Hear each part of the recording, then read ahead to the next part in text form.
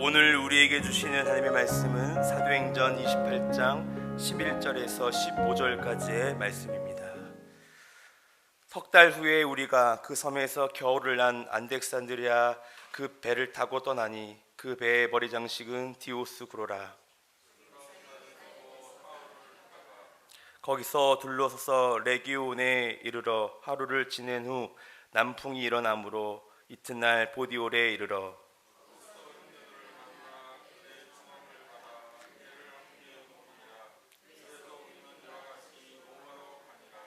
그 형제들이 우리 소식을 듣고 아비오 광장과 트레이스 타베르네까지 맞아오니 바울이 그들을 보고 하나님께 감사하고 담대한 마음을 얻느니라. 아멘. 오늘도 하나님의 진리의 말씀이 우리 삶 가운데 가득하시길 축복합니다. 오늘 말씀은 어제 말씀이어서 멜리데 섬에서 떠난 바울의 여정을 그리고 있습니다.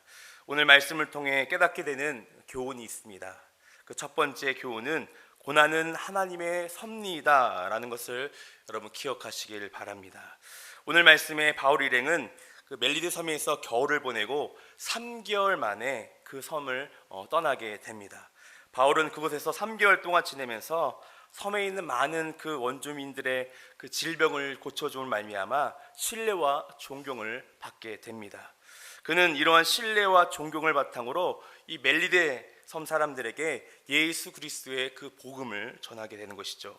이러한 결과를 볼 때 바울이 이 유라굴라 광풍을 만나 고난을 당하며 이 섬에 오게 된 것은 우연이 아닌 것을 우리가 바라볼 수 있다는 것이죠. 그가 겪었던 모든 고난의 여정은 이 섬 주민들을 구원하시기 위한 하나님의 섭리인 것을 여러분 믿으시기를 바랍니다. 이처럼 또한 우리 성도님들의 고난은 분명한 이유가 있다는 것입니다. 아무런 이유 없이 우리에게 주어지는 고난은 결탄코 없다는 것입니다. 우리가 언뜻 보기에는 고난이 어떠한 여러 상황 속에서 어찌하여 주어지는 고난처럼 여길 수 있겠지만 이 모든 고난에는 반드시 하나님의 뜻과 섭리가 담겨져 있다는 것을 여러분 기억하시길 바랍니다. 우리는 말씀을 통해서 발견할 수 있습니다. 형들에 의해서 애굽으로 팔려간 이 요셉도 마찬가지입니다. 그때 당시에는 요셉의 고난이 무척 가치 없고 무의미한 것으로 생각되었을지 모르겠지만 그 결과는 요셉에게 주어진 그 고난은 하나님께서 특별히 섭리한 고난이라는 것을 우리가 잘 알고 있다는 것입니다. 사랑하는 여러분, 우리의 삶 가운데 하나님께서 그 뜻을 이루시기 위해서 고난을 주신다는 것을 여러분 깨달으시고 나에게 처한 그 고난을 감사함으로 또한 주님의 일을 기대하는 마음으로 기도하는 마음으로 나아갈 수 있는 저와 여러분 되시길 간절히 바랍니다. 그러한 자세로 우리가 고난을 바라볼 때에 우리가 당하는 이 고난은 우리에게 삶의 고통을 주기 위한 그러한 고난이 아니라 오히려 그 축복과 하나님의 영광을 간증하게 하기 위한 도구라는 것을 여러분 기억하시길 바랍니다. 두 번째 우리에게 주는 이 영적인 교훈이 있습니다. 성도된 우리들은 예수 안에서 하나된 형제로 살아가야 한다는 것을 여러분 기억하시길 바랍니다. 이 멜리데를 떠난 바울의 일행은 이 수라구사에서 사흘을 보낸 후에 레기온에 가서 하루를 묵고 또다시 이 보디올이라는 곳에 갔다라고 오늘 말씀은 이어가게 하고 있습니다. 이는 바울 일행을 태운 이 배가 이 멜리데를 떠나서 곧바로 로마로 간 것이 아니라 여러 항구를 걸쳐 갔음을 우리가 말씀을 통해서 볼 수 있습니다.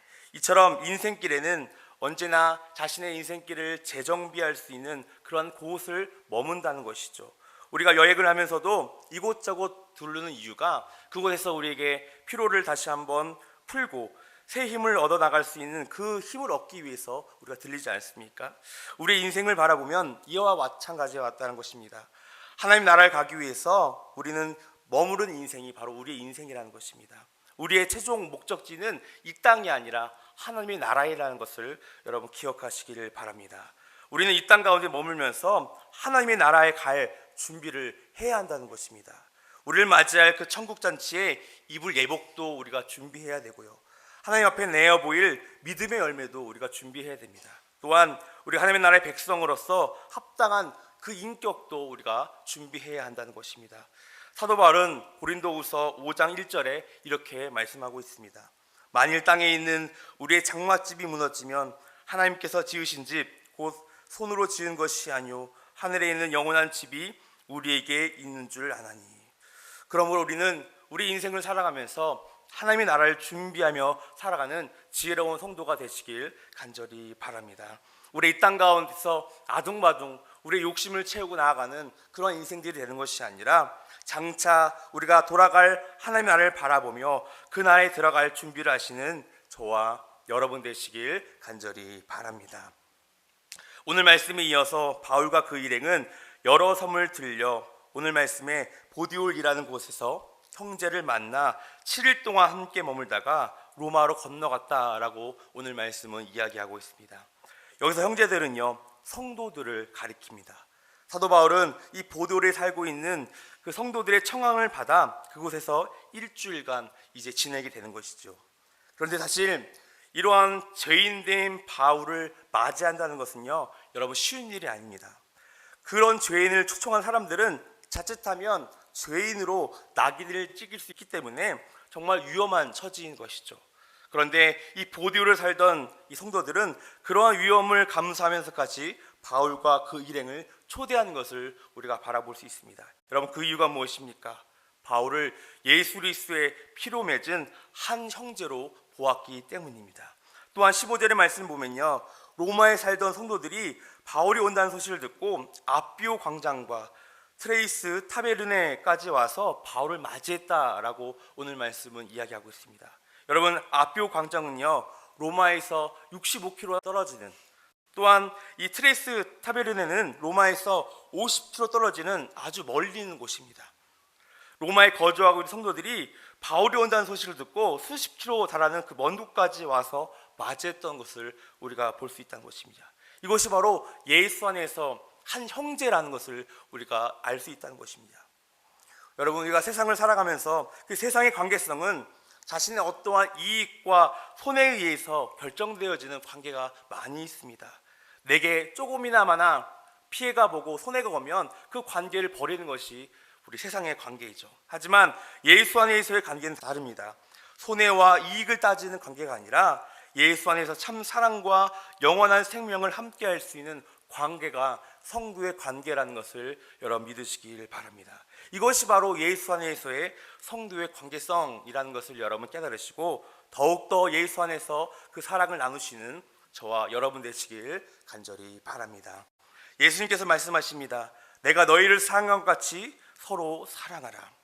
다시 말해서 예수께서 우리를 사랑하시고 우리를 위해 희생하신 것처럼 우리도 그렇게 할 때에 우린 비로소 진정한 예수 그리스도의 자녀이며 하나님의 나라의 귀한 백성이라는 것을 여러분 깨달으시고 더욱더 우리가 예수 안에서 한 형제이며 한 공동체라는 것을 여러분 잊지 마시고 더욱더 이 영적인 관계성을 이어나가시는 저와 여러분 되시길 간절히 바랍니다. 말씀을 정리합니다. 바울은요, 말할 수 없는 고난을 당하며 하나님의 사명을 암수하기 위해서 로마로 향합니다. 그런데 그 과정은 고난과 고통의 연속이었습니다. 여러분, 우리에게 주어지는 이 고난은 결단코 무의미한 것이 아닙니다. 하나님의 섭리이며 하나님의 계획임을 여러분 믿으시길 바랍니다. 또한 우리는 하나님 안에서 예수 그리스도 안에서 한 형제이라는 것을 여러분 기억하시기를 바랍니다. 예수 안에서 한 형제이며 자매이기 때문에 더욱더 우리를 서로 사랑을 대하며 서로 섬기며 나아갈 수 있는 이런 복된 영적인 관계가 되시길 간절히 바랍니다. 오늘 하루도 우리에게 주어진 하루 가운데서 그 예수 그리스도의 사랑을 가지고 또 이 복음을 들고 나아갈 때 우리는 귀한 축복과 은혜가 있다는 것을 여러분 기억하시길 바랍니다. 오늘도 우리 하나님 나라 가기까지 형제된 우리들이 모두 사랑하며 또 서로 섬기며 살아갈 수 있는 저와 여러분 되시길 간절히 바랍니다. 날 위해 십자가에서 깨뜨리신 사랑 오늘도 그 사랑 안에 나 거합니다. 주님의 생명 내 안에 있고 주님의 사랑 날 강권하니 나 오늘도 주께 내 삶을 깨뜨립니다.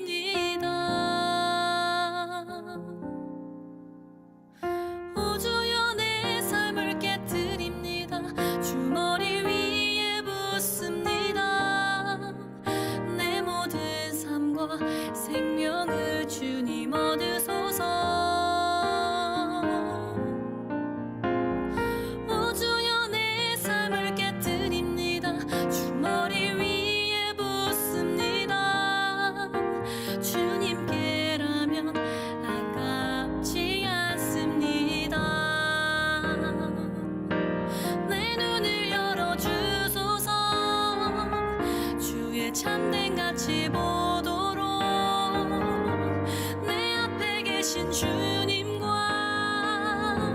비할 것은 없습니다. 내 손에 남은 것 없이 아낌없이 다 드립니다. 주님 한 분만을 위하여 한 방울도 남김없이